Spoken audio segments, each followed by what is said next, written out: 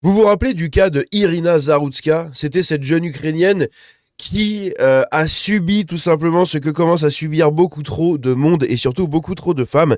Elle a subi ce qu'on appelle l'enrichissement multiculturel le plus incroyable qu'elle ait pu recevoir. Et oui, c'était une réfugiée ukrainienne qui a été tuée du coup par De Carlos Brown Jr. le 22 août 2025. Elle avait été quick dans un train et tout, et laissée comme ça par les gens aussi qui étaient à côté. Bref, c'était un cas en Caroline du Nord qui avait scandalisé absolument tout le monde.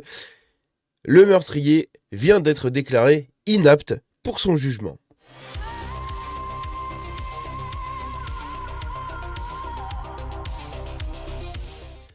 Donc c'est lui, hein. De Carlos Brown, c'est lui, Irina, c'est elle. Et du coup, ce mec-là vient d'être déclaré inapte à être jugé. Alors j'ai un peu la tête dans le cul, je viens de me réveiller, j'ai vu cette news, j'ai fait what the fuck, c'est quoi cette merde? Qu'est-ce que c'est que ce bordel? Encore une fois, un mec qui ne subira aucune conséquence, hein, ne subira absolument pas la conséquence de ses actes, puisqu'il est déclaré inapte par le système. C'est magnifique. Donc on va regarder un peu pourquoi, du comment, du quoi qu'est-ce. La procédure judiciaire entourant le meurtre d'Irina Zarutska, une réfugiée ukrainienne de 23 ans, tuée à Charlotte, a pris une tournure significative.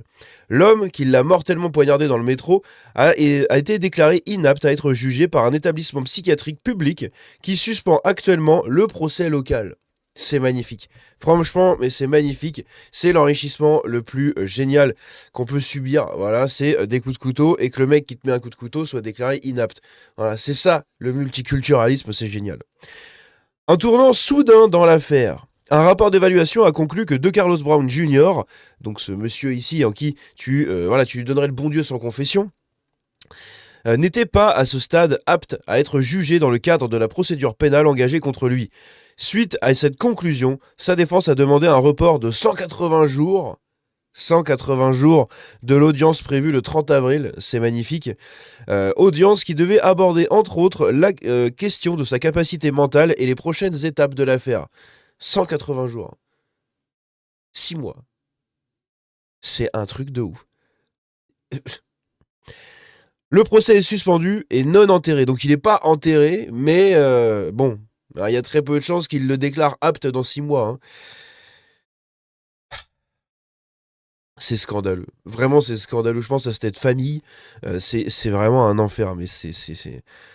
Putain, c'est incroyable. Alors, rappelez-vous, hein, elle débauchait et tout. Je crois qu'elle travaillait dans la restauration, dans un restaurant, dans un truc. Et du coup, elle débauchait. Elle était dans le train, dans le métro. Il était très tard. Je crois que c'était la nuit, hein, vers 22, 23 heures, enfin le soir. Et elle était dans le train. Elle est sur son téléphone. Il y a les caméras de surveillance. Et d'un seul coup, on voit l'autre qui se lève derrière pour aucune raison. Qui a l'air à moitié, à moitié timbré, à moitié sous substance ou je ne sais quoi. Il arrive comme ça, hop, il prend un couteau et il la poignarde. Sans aucune raison. Ça avait scandalisé le monde entier, parce que les gens avaient encore raison. Eh oui, c'est toujours le même profil de personne, c'est très étrange, hein. C'est très curieux. Cette espèce de récurrence sur le profil, sur le pattern physique des gens qui commettent ce genre de choses, notamment aux États-Unis, c'est quand même un truc de ouf. Cette situation ne signifie pas que les charges sont abandonnées ou que l'affaire est classée sans suite. En pratique, cela signifie que le tribunal estime que le défendeur ne comprend pas suffisamment la procédure ou n'est pas en mesure d'aider correctement ses avocats pour être jugé immédiatement. Jusqu'à ce qu'un éventuel rétablissement de leur capacité soit reconnu, le procès dans l'État de Caroline du Nord reste suspendu. Donc en fait, pour l'instant il est fou, on ne peut pas le juger. Dans 6 mois, on verra s'il est toujours aussi fou pour peut-être le juger. En gros, c'est ça. Hein. Ça ira pas plus loin. Hein. Donc globalement, il y a très peu de chances qu'il soit déclaré apte. Hein. La défense a demandé une prolongation de 6 mois et l'accusation ne s'y est pas opposée. Bah de toute façon, tu veux qu'ils fassent quoi? Ils vont pas s'y opposer, l'accusation. Ils vont pas dire non, non, on veut qu'il soit jugé maintenant. Il peut pas être jugé maintenant. Donc ils vont pas abandonner les charges maintenant ou j'en sais rien. Donc en fait, ils ont pas d'autre choix que d'attendre que peut-être dans 6 mois, on pourra peut-être le juger. Qui sait, peut-être au conditionnel du peut-être. Putain, mais c'est un truc de ouf. Le juge n'a pas encore statué formellement sur les prochaines étapes de la procédure, mais l'affaire semble déjà considérablement retardée par cette évaluation psychiatrique. Le défendeur fait également face à une affaire fédérale distincte, donc une autre affaire. Une plainte fédérale a été déposée le 9 septembre 2025, suivie d'une accusation par un grand jury fédéral le 22 octobre 2025 pour un acte de violence mortelle commis sur un système de transport en commun. Cette affaire est passible d'une peine potentielle d'emprisonnement à vie, voire de la peine de mort au niveau fédéral. Ah, ça veut dire que dans la Caroline du Nord, il y a encore la peine de mort. Ça peut être intéressant. Ça peut être la justice ultime. Bah oui, hein, qu'est-ce que tu veux faire de toute façon avec des mecs comme ça qui sont apparemment fous, qui poignardent des gens sans aucune raison. Tu veux faire société avec lui, tu veux le réinsérer dans la société au bout de 20 ans de réclusion. Tu peux rien en faire de ce mec-là. Un obstacle juridique à plusieurs niveaux. Au moment où ses capacités mentales sont devenues le problème central, De Carlos Brown était toujours en détention fédérale, ce qui compliquait encore davantage les procédures judiciaires de l'État. Et pendant ce temps-là, il vit au crochet des contribuables américains. Hein.